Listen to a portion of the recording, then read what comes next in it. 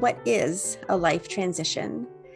I've come to understand that life is a series of transitions, some of them welcome, some of them not. Some of the changes we experience are biological in nature. We grow, we mature, we age, we die.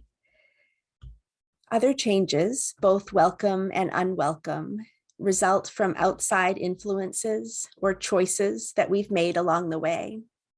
Some of you may have had the chance to read the chapter from Life is in the Transitions, or watch the video of Bruce Feiler's TED Talk. And if not, you could check it out later if you want to. I've got the book here that I really recommend, Life is in the Transitions, Mastering Change at Any Age. I have a little trouble with the subtitle because I don't think we can master change. I think it's a process that we're always working through, but I think it's an amazing book, so I recommend that. And in the course of writing his book, Feiler spoke with hundreds of people about their experiences of change. He describes the major changes that we all face as life quakes. And Feiler defines a life quake as those periods when life is coming at you from all directions. I think we can all relate to that in some way or another. Life quakes can be painful, inconvenient, disruptive, disorienting. Feiler suggests that we all experience 10 to 12 minor life quakes and 3 to 5 major life quakes throughout life. And the average length of those major life quakes is 5 years. So when you think about that over the course of a life, that's a lot of change. A life quake could be the death of a loved one, diagnosis of an illness, loss or change of job, birth of a baby, marriage or divorce, move to a new town. The list could go on. And some might call these rites of passage. Knowing that life quakes are a regular part of life doesn't make them any easier, but knowing it does help us meet change as a normal part of our life experience and know that we're not alone. I imagine that several of us here tonight are in the middle of a life quake of some kind. And I suspect that many of your care receivers are experiencing major life transitions. Life is a constant cycle of change. I'm going to share my screen.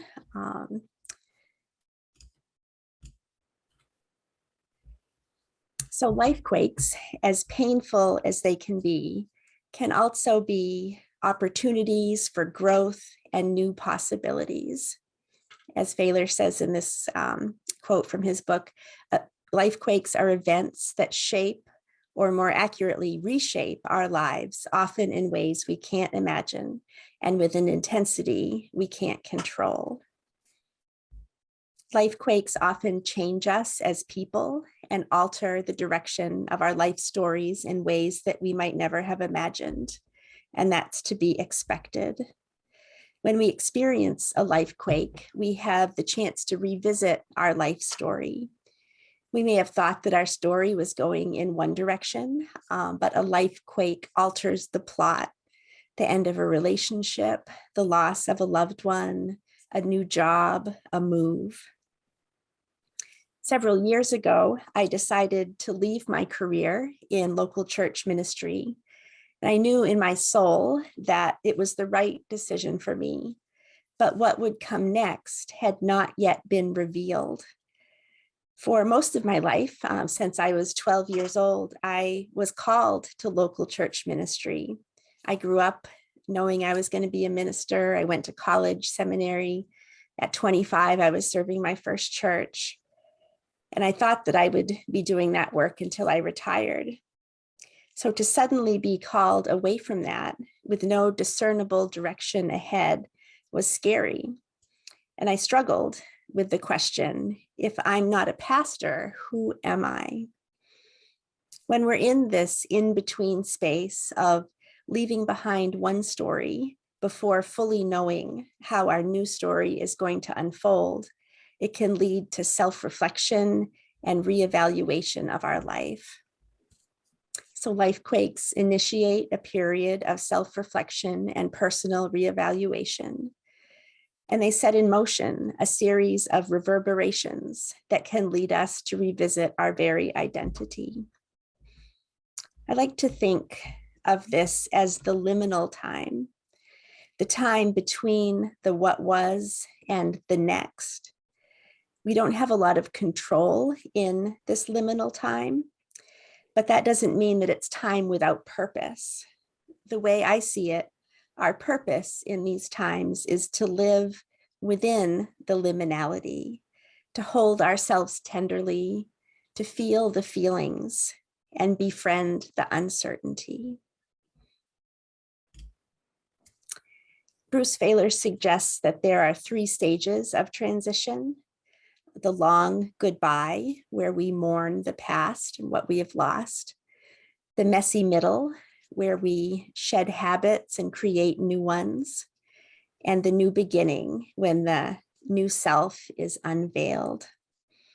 These stages ring true to me through my experience of my own life transitions and walking with others through changes in their lives. As I slowly shed my identity as a local church pastor, I was able to envision something new. And I came to see that while I was no longer called to be the pastor of a church, I would always have a pastor's heart. And in time, I unveiled my new identity as a pastor for people who don't do church. But I think it's important to keep these stages, long goodbye, messy middle, and new beginnings, in mind as we consider how, as caregivers, we can honor the full range of the human experience in life transitions.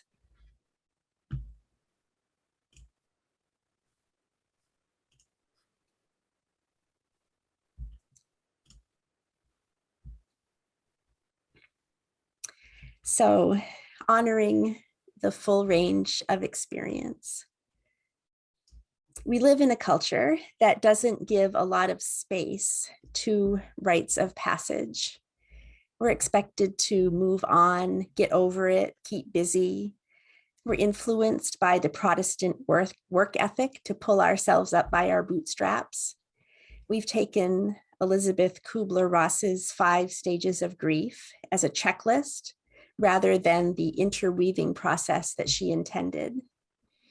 Also, the prosperity gospel is pervasive in our culture and presumes that if we believe strongly enough and pray hard enough, we will be blessed. We'll be blessed with health, with wealth, with whatever our heart desires. And even if we personally don't ascribe to this perspective, we do swim in these waters. The cult of positivity is everywhere, from decorative pillows that say thankful, grateful, blessed, to social media memes and yoga mantras. We're surrounded by encouragements to live our best lives, manifest abundance, and say no to negative thoughts. And this can lead those going through the grief and messiness of major life transitions to feel that they're doing something wrong. What does it mean if we don't feel thankful, grateful, or blessed? When I was preparing for this evening, I checked out the Stephen ministry page on your website, and I just wanted to say that I loved the very clear description that Stephen ministers are not problem solvers. Yours is a ministry of non-judgmental accompaniment, listening, caring, praying, supporting, encouraging. And I want to thank you for sharing that gift with the world. One way that we can honor the full range of the human experience through life transitions is by being that non-judgmental, non-problem-solving presence, by welcoming whatever emotions arise. You may be familiar with the poem, The Guest House by Rumi. This being human is a guest house. Every morning, a new arrival, a joy, a depression, a meanness, some momentary awareness comes as an unexpected visitor. Welcome and entertain them all. As those called to walk with others through life transitions, I think part of our role is welcoming all emotions, even the uncomfortable ones, especially the uncomfortable ones. I'm going to share a brief video now, about 5 minutes, titled, "Why Don't Worry, Be Happy is Horrible Advice," with Dr. Susan David.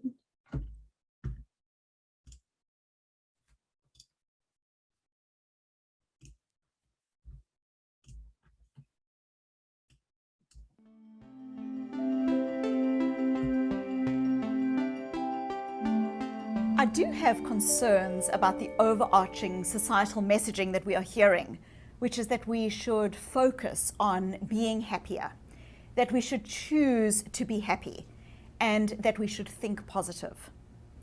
Now, just to be clear, I am not anti-happiness. I, in a past life, wrote an 80-chapter, give or take, doorstopper book called The Oxford Handbook of Happiness, which really explored how it is that human beings can develop higher levels of happiness. But what I am concerned about in the current discourse is that I think what it is actually paradoxically doing is setting people up for greater levels of unhappiness. Let me explain why. A friend of mine was recently diagnosed with and died of stage 4 breast cancer. And she described her experience of suffering and loss as being exacerbated by what she termed the tyranny of positivity. That she had so many people coming to her and saying, just be positive, just think positive, everything will be fine. And what she said is those messages had a real impact on her ability to be authentically and in a real way with her experience. She also said that it made her fairly angry, that if it was just a case of thinking positive and being positive, that all of the individuals in her breast cancer support group would be alive today. They were the most positive people that she had met, but they were not alive. And that somehow the messaging that our wellness is 100% in our control simply by thinking positive can often lead people who are suffering from illnesses like cancer to feel that they are somehow to blame for their own illness or for their coming death because they weren't positive enough. I very much experienced this in my own life when I was growing up.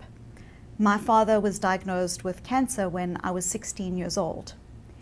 And what I noticed on a really large scale interaction when it came to peers and adults was people both saying to my father that he just needed to believe that he would survive, and to us as a family that we just needed to be positive. And I truly believe that this impacted on our ability to actually connect with and in a real way be with each other during our precious time. Because rather than being able to be present and make space for the reality, we were pegging our hopes on some future cure. Difficult experiences are part of life. They are part of life's contract with the world. They're part of our contract with the world simply by virtue of being here. Life's beauty is inseparable from its fragility. You are healthy until you are not. You are with the people that you love until you are not. You have a job that you love until for some reason that job no longer works out. It is really important that as human beings we develop our capacity to deal with our thoughts and emotions in a way that isn't a struggle, in a way that embraces them and is with them and is able to learn from them. What I worry about when there is this message of be happy is that people then automatically assume that when they have a difficult thought or feeling, that they should push it aside, that it's somehow a sign of weakness. And what that does is it actually stops people from being authentic with themselves. It hinders our ability to learn from our experience.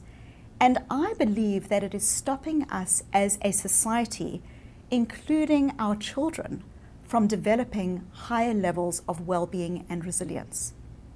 A better way to focus on happiness is for us not to be focused on the goal of happiness per se, but rather what it is that we value, what it is that is important to us intrinsically, and how every day we can make moves towards that thing without the overarching expectation being that we will somehow be happier. What happens when we focus intrinsically on what is important to us? Happiness becomes an outstanding byproduct of that focus.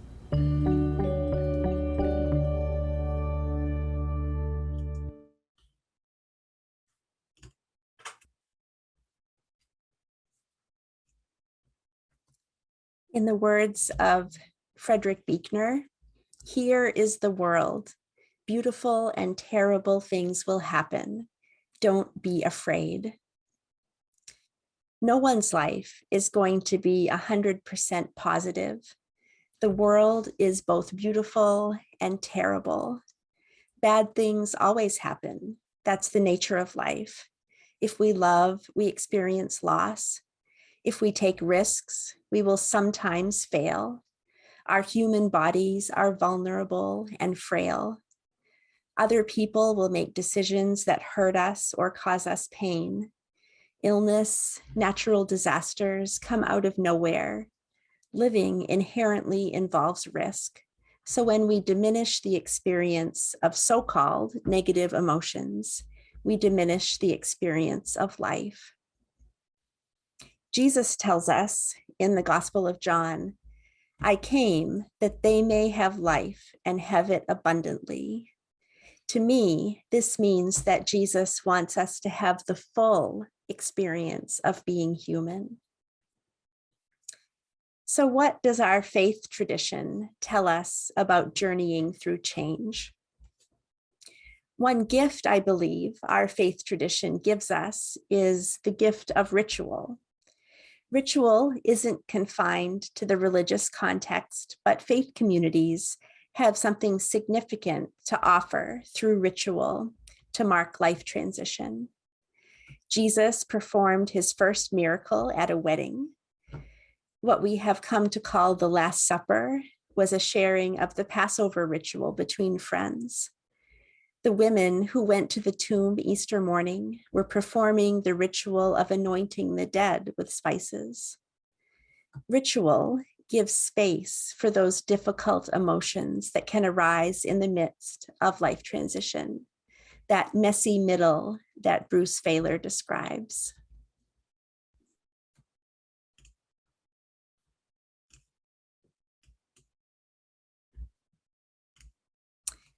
So here are a few of my favorite definitions of ritual. Ritual is a frame, a moment in time, selected, stopped, and remarked upon. Ritual is an act that sacralizes time, space, and bonds between people. My absolute favorite definition of ritual. Ritual is a party at which emotions are welcome. Ritual is different than mere ceremony because it offers an alternative universe where shadow is named and drawn into the light. And ritual is an initiation ceremony, granting the participants membership into a new definition of themselves. Ritual doesn't have to be elaborate or scripted. Ritual doesn't have to involve a congregation or take place in a sanctuary. Ritual can be a sacred moment met with intention between two people sitting together in a living room, kitchen table, at a coffee shop, or a bedside.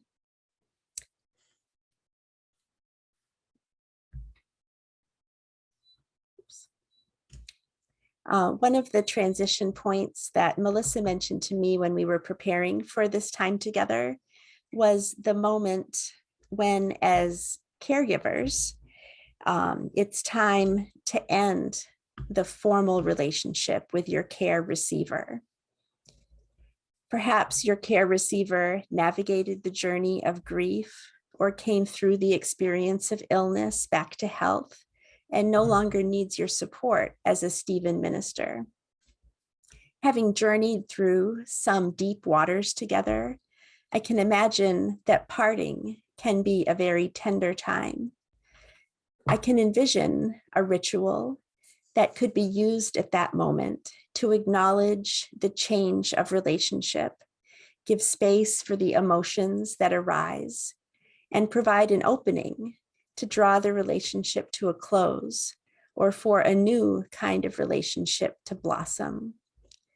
It might feel awkward to suggest such a ritual, saying something like, this might seem weird, but I would like to bring a couple candles to our last visit and have a little ritual to honor the time we spent together. What would you think about that? I find that people welcome this kind of acknowledgement because it gives them permission to feel those messy feelings that come up in times of transition. So this is just one example of how you might use ritual with your care receiver.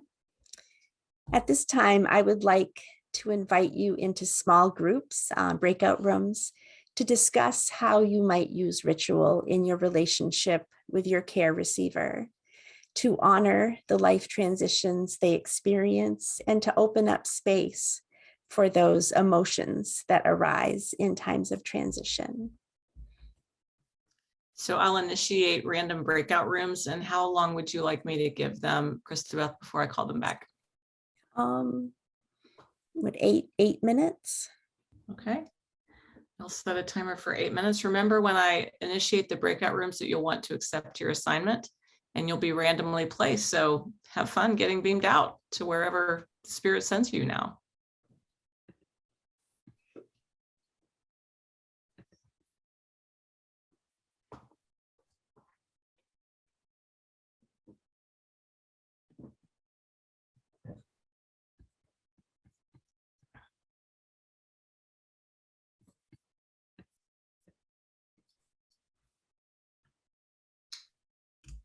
I think they all went.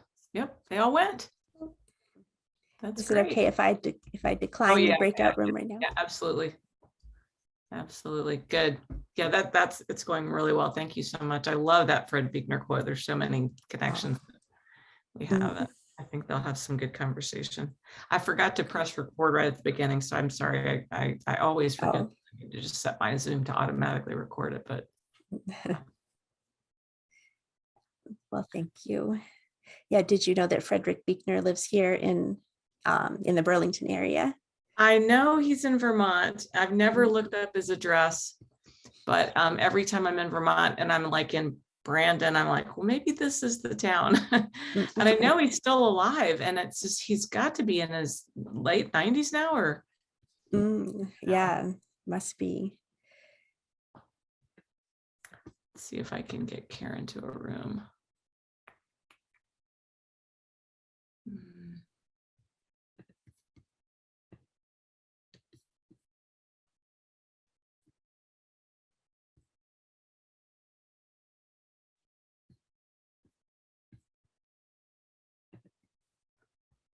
All right, Karen, you just need to accept your breakout room.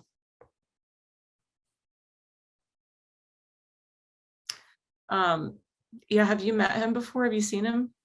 I haven't. No, he lives in Shelburne, Vermont, which is just the next town from Burlington. And he's in this beautiful retirement community that some of my former parishioners lived in. So I would go visit them and would always hope to run into him or have a sighting. I don't know if his wife is still alive. Do you know if they live there together or? I don't know.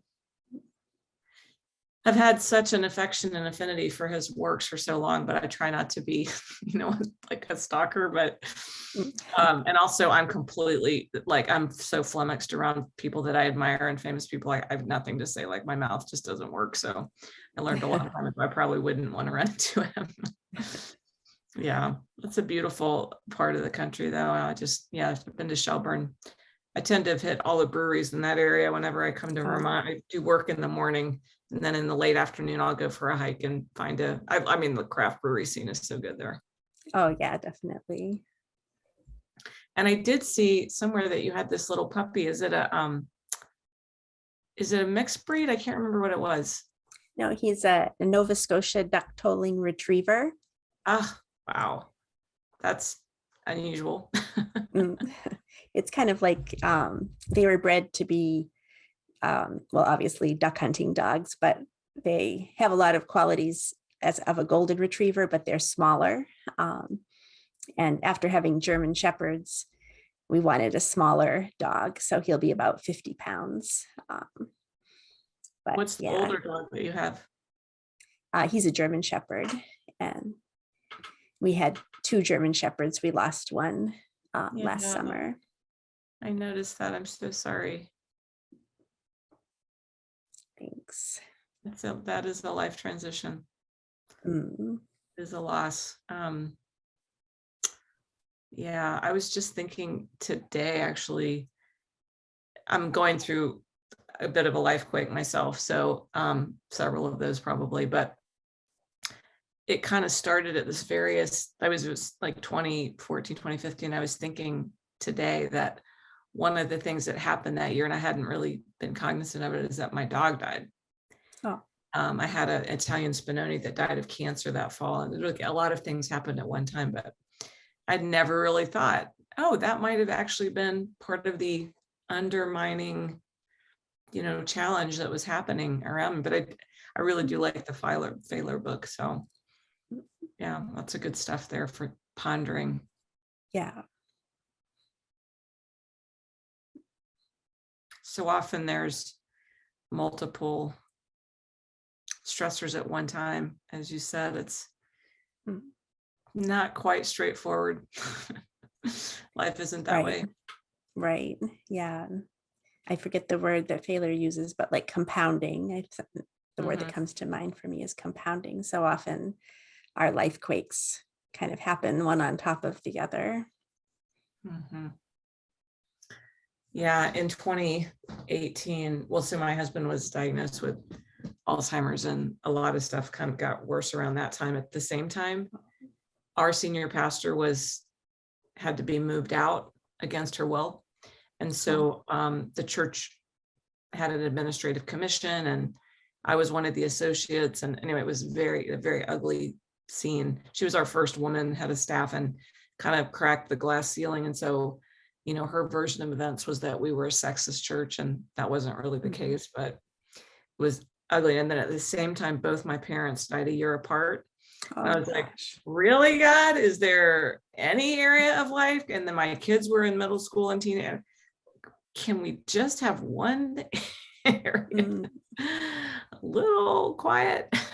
It was like, yeah, I felt pounded on multiple fronts. And, I am a person because of the work I do, and I'm also a therapist. So I hope that I've done some work to bring those kind of resources to bear. I didn't crack, although there were certainly cracks in the armor, but just to have the resilience and to come through that time intact. It's not like it's really over. My husband still has Alzheimer's and my kids are still stressful, yada, yada. But you do gain strength as you go through those compounding moments. And, as the next set of life quakes come, you have that confidence, that old meme that's there that, I've survived this many days and my track record's 100% of getting through them. And I love that because sometimes you just need to be reminded. Right. The strength that we carry with us as we go forward. Mm-hmm. Indeed. All right, so we're at 7 minutes, so I'll bring them back in 30 seconds. I'll hit the close all rooms button and they'll get a 30-second warning, I think. Okay. Pat's been in and out. She bops around, Pat.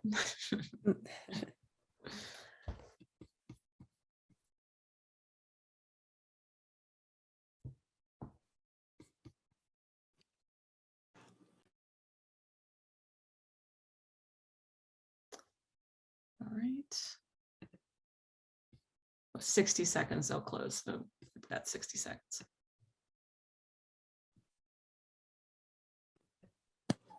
Hey, Pat. Sorry, it's You're in the the dark crazy internet at my house. I get it. I'm glad to see you here, though. Thanks for all you're doing. Thank you. Oh my gosh, this has been hilarious. Well, you know something about LifeQuake, so I'm glad you're here. Yeah. Thank you.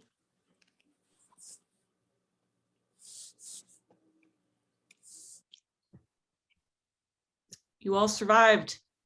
You've been out into the blue yonder and now you're back.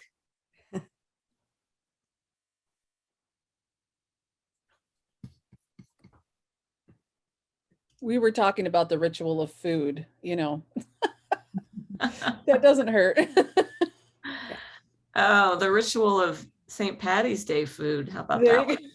you go. Mm. Corned beef coming on. Yeah. I'm Irish. I can't stand corned beef. Oh no. Well, how about that cabbage, though? I do like cabbage. All right, let's see if we're all back. I think we are all back. Yes, we're all back. Okay. So I'd like to just open it up to see if a couple people might like to share. We have a few minutes. If anything came up in your group that you would like to share, thoughts that might benefit the whole.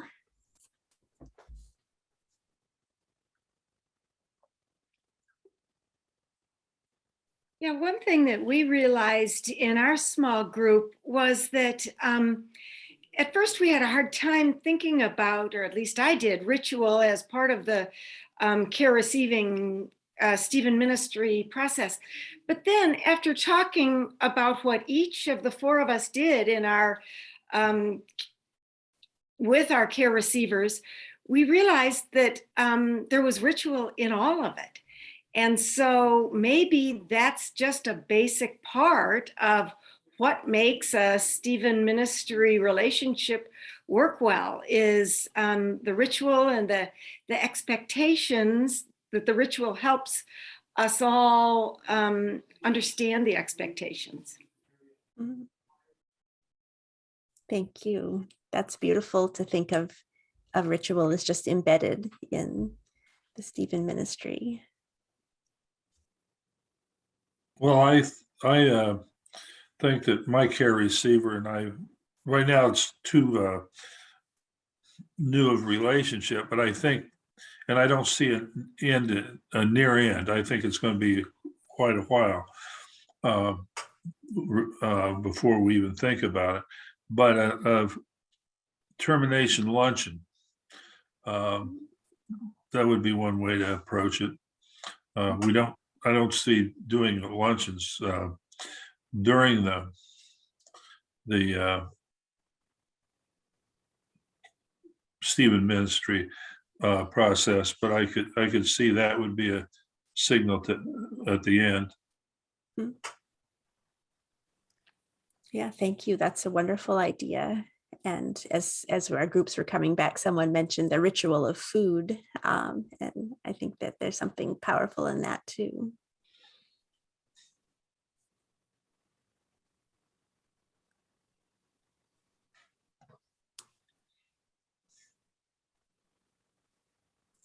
Would anyone else like to share?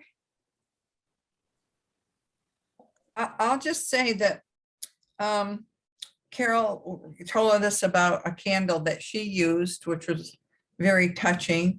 I had my second to last care receiver died, and we knew she was going to, and I knew her favorite hymn, so I made a playlist for her. And she was pretty non-communicative at the end. But I went and played her favorite hymn, and then I had two others, and we just sat together and held hands. And I had my dog with me because I have a therapy dog. And it was a very touching time, and we didn't need words, really. Thank you. And thank you for mentioning that, Cindy, that some of these relationships do end in death. So there's that that piece, the ritual that you shared with her before she died, and then sometimes just a ritual that you know, personally, as we acknowledge that relationship has ended. One more person, I think, Mary, were you speaking? Well, I was just going to remark that I thought that our closing process with the individual is sort of a ritual. You know, reviewing, you take a time to review the progress that was made, and you know, and ask, you know, how they're feeling, and if they're ready to move on. And I really like Charlie's idea of having a lunch together, or, you know, to end it. I think that's a really good way to handle it. Well, thank you. Before we end, I just would like to return briefly to Bruce Failer's 3 stages of transition, and I'm going to share them on the screen again.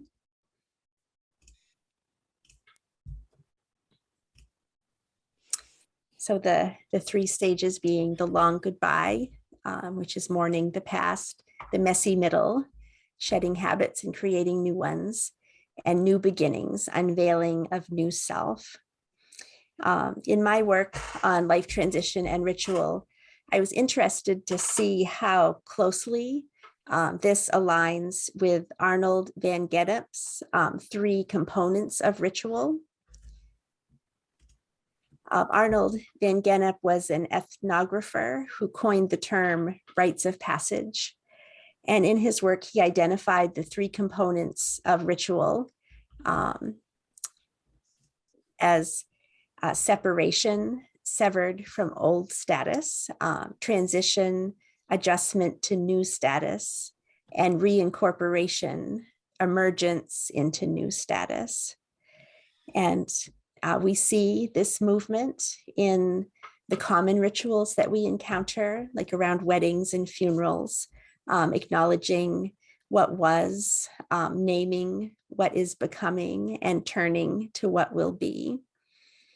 And as we move through life's many changes, we go through periods of saying goodbye to what was, figuring out what might be, and then emerging into that new reality with hope. The rituals that we create to mark these transitions can mirror this transformation and give expression to our very real human experience, messy and beautiful as it is. So I thank you so much for this opportunity to be here with you. If you'd like to connect, here are the places you can reach me. And I've so appreciated this time together, and I'm open to any questions or comments. I think we have about 10 minutes before we close.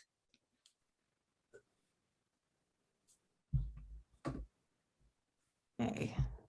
I'll be able to see you if I put you back up on screen. There you go. You can raise your hand or use the chat bar feature, or just wave at us. Remember to unmute.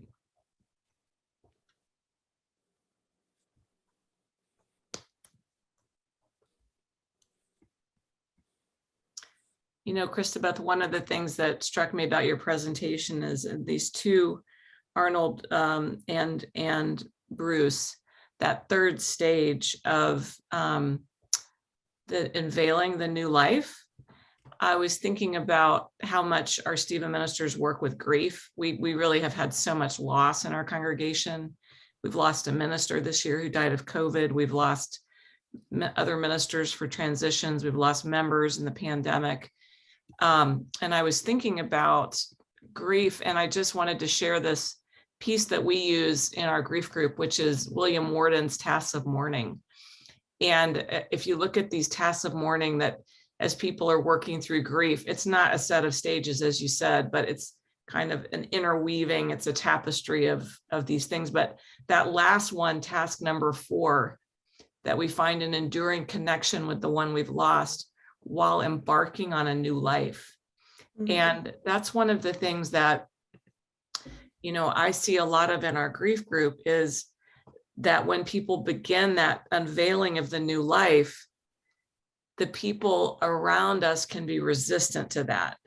I've got a number of widows and widowers who are starting to date, and their adult children are horrified, even being truly difficult to their families about this issue. And that's just one area, but I wonder if you might comment a little bit on how we might help our friends and care receivers cope with resistance that comes to the unveiling of the new self, because us being a new self impacts other people. They have to adjust to us as well, right? Right. Yeah, I mean, that's a great question, and great thing to reflect on. I think that one thing to keep in mind is that like in the case with the children who are resistant to a parent dating, that represents a loss to them. So they, had a loss in their, other parent who died, and now their, remaining parent is embarking on a new life, but that's a loss for that child. Their parent is changing. So, I mean, that doesn't really speak to how to help them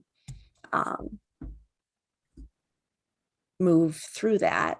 But perhaps a way to initiate conversation around what the child, the adult child, feels is being lost in that change with their mother or father embarking on a new life.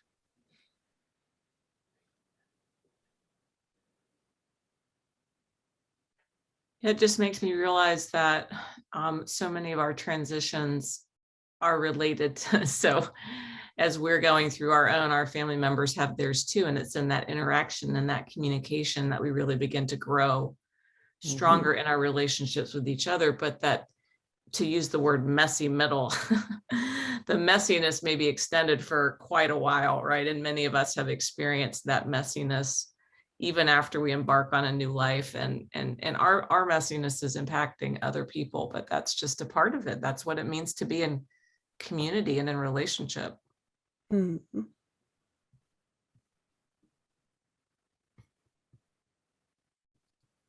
It might be helpful just to help for the parent to help the resistant child to recognize that that's what's happening, that it might help them to see that it'll be good for them to work through that and to accept the changes that come with such a loss.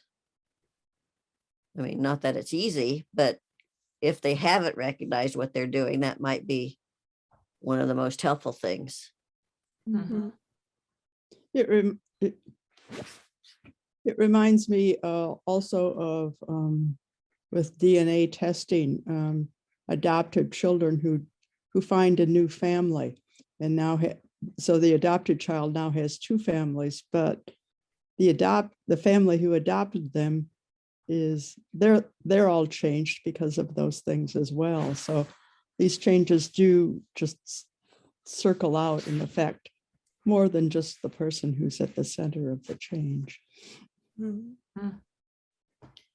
Yeah, and I think one of the things Kristabeth pointed out early on is that we the way that we're kind of made and socialized is that we're just supposed to accomplish these tasks. We're supposed to kind of suck it up, buttercup, and let's get it done and move to the next phase. And we had a presentation on gender transition last week by Will Sherry from the Spectrum Center. And just that word transition in that one area, gender transition, what a person goes through in that process is such a long process of adaptation, physical, mental, emotional, everybody around them. It's just not like you're a man one day and then you're a woman the next day or something like that. It's so fluid, gelatinous, extended. And I think to use the word transition with what our care receivers are going through, there's a reason why some of you are in a Stephen Minister relationship with the same person 7 years later. There's a reason for that. And I think this kind of speaks to that we came into this program, and the Stephen Ministry model is a Stephen Minister relationship lasts for about a year, maybe 2. And many of us have much longer relationships. And I think that's because we understand this in a different way than perhaps when the program was initially created. They understood the nature of change and transition for people.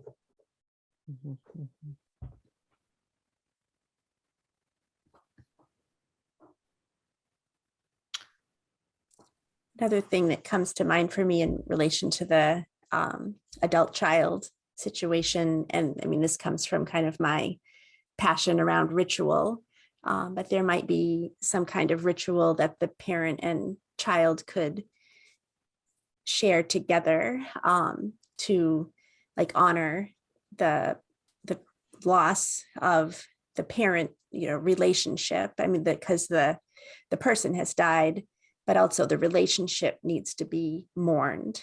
The relationship that the child had with the parents as a couple. So there might be some kind of ritual of, acknowledgement, celebration of what was, and, beginning to let go and free the parent to, do whatever they are called to do in this next phase of life.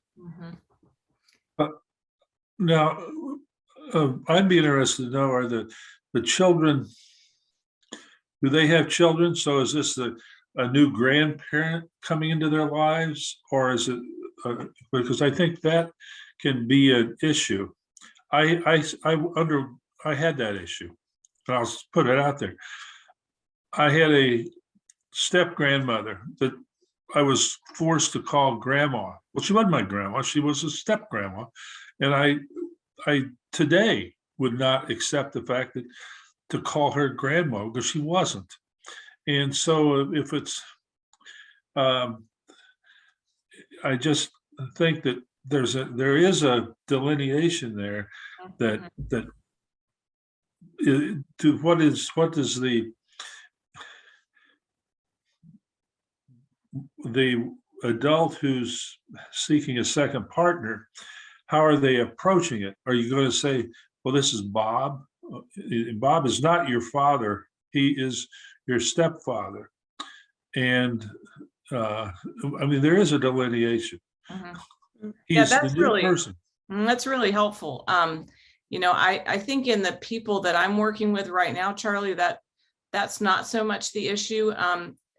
Years ago, I mean, when you were growing up, and I think at some extent when I was too, you might have a parent who would say, all right, I'm getting married and this is going to be your new mom. There was kind of like, I'm going to set it up and you will do as I say. I feel like in the population of people I'm working with now, there's just a much deeper awareness of the emotional range of change and transition. And I don't work with a lot of kind of authoritarian sort of parenting in that situation, but I know that can come up still for people. I think it's more related to what I experience as people feeling like, okay, in one case, well, mom's been gone a year and now you're just starting to date. But you can't still be mourning mom if you're dating. You must be done with your mourning. Well, that's not true at all. Of course, we're still grieving even as we move on in life. And it speaks to me as you're talking, Charlie, about how we in our transition leave room for other people to transition. So for instance, this one man that I've been talking with who just started dating, and his daughter is having some difficulty. She's 32 and not married and doesn't have a relationship yet. And so her mom's been gone a year. She helped her die of cancer. Her dad's been there for her. He's starting to say, I'm only 58. I'd like to go out with somebody. And so as they're discussing that, he told me that his wife said to him, I expect that you're going to be married again, or I want you to have a relationship. I want you to know that I'm going to die. I'm giving you not permission, but I'm urging you. I want you to know that that's okay with me.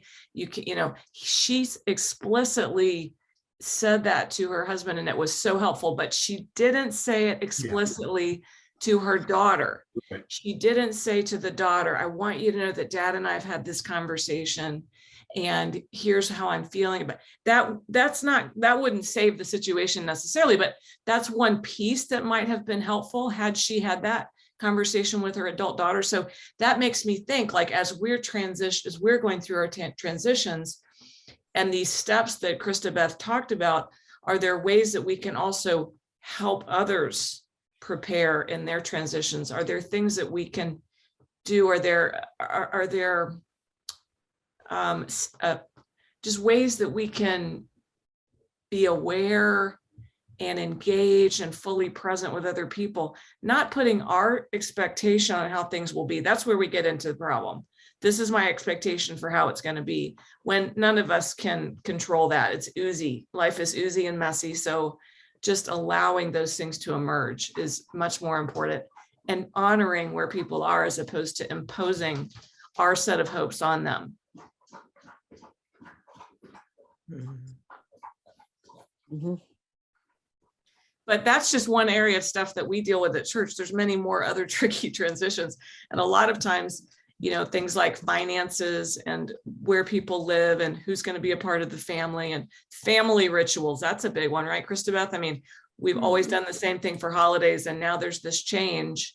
We're divorced, we're deceased, we're whatever, but that we've always gotten together here for Christmas, and now you're messing with that. And so those kinds of conversations can be thorny as well. Mm-hmm. And you all are experiencing this in your care relationships. Linda?